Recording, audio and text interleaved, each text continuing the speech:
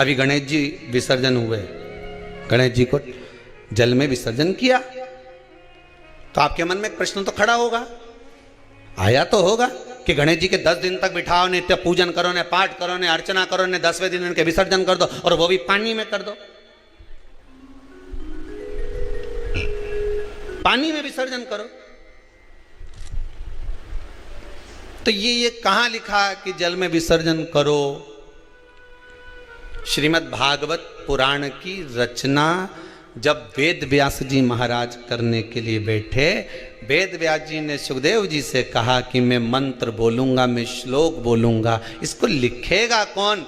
तो सुखदेव जी ने बोला गणेश जी से विनती करो। गणेश जी से कहा कि आप लिखोगे? गणेश जी बोले मैं लिखने को तैयार हूं, पर बोलते बोलते तुम रुक गए तो मैंने भी लिखना छोड़ दूंगा, उसके बाद मैं भागवत को विराम दे दूंगा, मैं आगे नहीं लिखूंगा। अब वेद व्यास जी बड़े चक्कर में पड़ गए, क्या करें? तो गणेश जी से कहा मेरे श्लोकों में कुछ गड़बड़ी हो सकती है, उसमें से गलती को छांटना पड़ेगा, फिर लिखना पड़ेगा। कितना सुंदर संबोधन श्री वेद व्यास जी ने कहा कि मैं जो श्लोक बोलूंगा आपको लिखने के लिए है, उसमें मैं कुछ गलती करूंगा, उस गलती को छांटना है, तब श्लोक लिखना है। क्यों कहा वेद व्यास जी ने ये बात? गणेश जी भगवान है, वेद व्यास जी कहते हैं मैं तो संसारिक मनुष्य हूं ना, गलती तो कर सकता हूं। गलती कौन करता है? जम के बोलो, भगवान गलती करता है क्या? नहीं, गलती कौन करेगा? मनुष्य। गलती मानव करेगा, गलती मनुष्य करेगा। और गलती करने के बाद अगर हमसे अपनी जिंदगी में कोई गलती हो जाती है तो एक बार क्षमा मांगने में कुछ जाता है क्या? प्रणाम करने में कुछ जाता है क्या? निवेदन करने में कुछ जाता है क्या? नहीं। गलती हो गई मुझसे, तो गणेश जी आप गलती को छांटना, लिखना। गणेश जी महाराज लिखने बैठ गए, लिखते लिखते लिखते लिखते 10 दिन हो गए गणेश जी महाराज को। शरीर में ताप पड़ने लगा गणेश जी महाराज के। वेद व्यास जी ने गणेश जी के हाथ का स्पर्श करा तो शरीर तो तप रहा था। वेद व्यास जी ने वहीं पर श्रीमद् भागवत के श्लोकों को विराम दे दिया, अब नहीं बोले।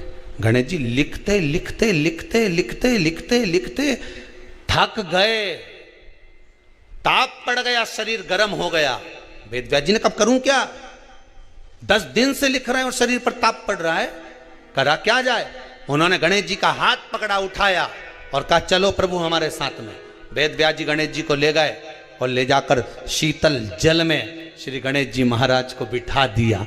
गणेश जी को पानी के अंदर उनको विराजमान कर दिया कि अब आप ताप को थोड़ा ठंडा कर लीजिए।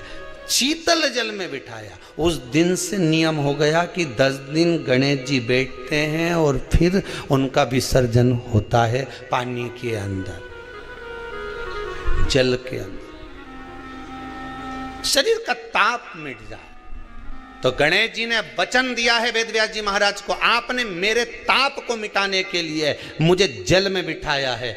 जो मुझे जल में विसर्जन करेगा मेरा ताप तो मिटेगा ही, साथ में जो मुझे जल में विसर्जन करेगा उसके जीवन के भी ताप को मैं मिटा दूंगा, उसके जीवन के ताप को मैं मिटा दूंगा। ताप मिटा दिया।